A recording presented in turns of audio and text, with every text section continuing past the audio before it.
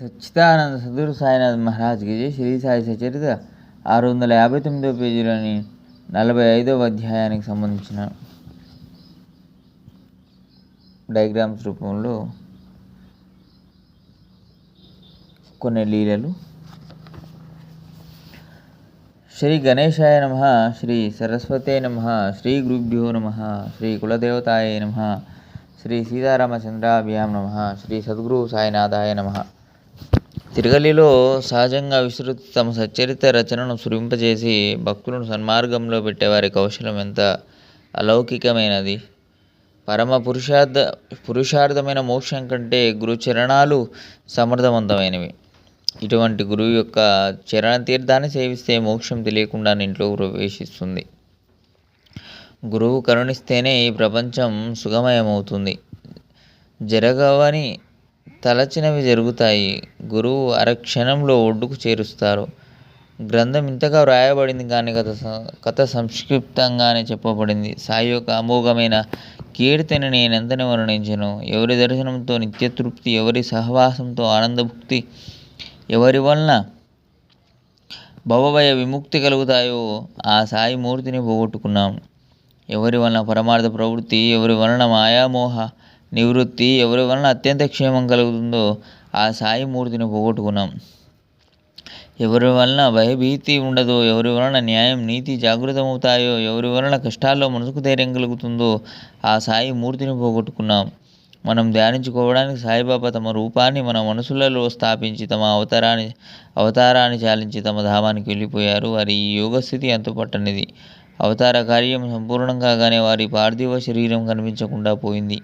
అయినా ఈ గ్రంథం ఆ వాగ్నేయమూర్తిని అనుక్షణము గుర్తుకు తెస్తుంది. అంతేకాక వారి చరిత్రాన్ని విన్న మనసుకు లభించే ఏకాగ్రత, దానివల్ల కలిగే అపూర్వత, వర్ణనాతీతమైన శాంతిని ఎలా వర్ణించను.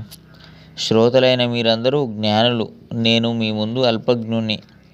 అయినా సాయి యొక్క ఈ వాగ్యజ్ఞాన్ని మీరు కృతజ్ఞతాభావంతో ఆదరించండి. కళ్యాణప్రదమైన ఈ వాగ్యజ్ఞాన్ని నా వంటి అజ్ఞాని ద్వారా సాయి పూర్తిగా సాధించుకున్నారని సర్వజ్ఞులైన శ్రోతలు ఎరుగుదురు.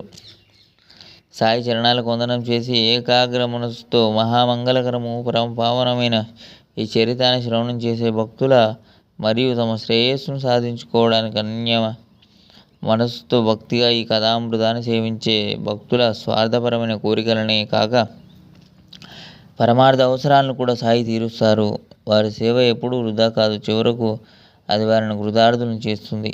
ఈ గ్రంథంలోని 44వ అధ్యాయం చివరి సాయి నిర్వాణాన్ని గురించి విన్నారు కదా. అయినా ఈ గ్రంథం ఇంకా ముందుకు సాగుతూ ఉంది.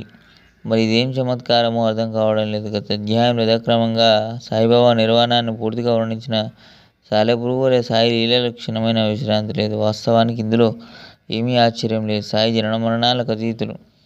వారి నిర్యాణం కేవలం శరీరానికే. అందుచేత మునుపటి వలె అవ్యక్తంలో ఉన్నారు. శరీరం పోయింది, దాంతో ఆకారం పోయింది, కానీ వారు ఎప్పటి వలె అవ్యక్తంలో ఉన్నారు. శరీరాన్ని వదిలిన తర్వాత కూడా వారి లీలలు అందరికీ విదితమే. అసంఖ్యాకంగా ఉన్న లీలలను వర్ణించాలంటే గ్రంథం పెద్దదైపోతుంది. అందువల్ల శ్రోతలకు వానిలోని సారాన్ని మనవి చేస్తాను.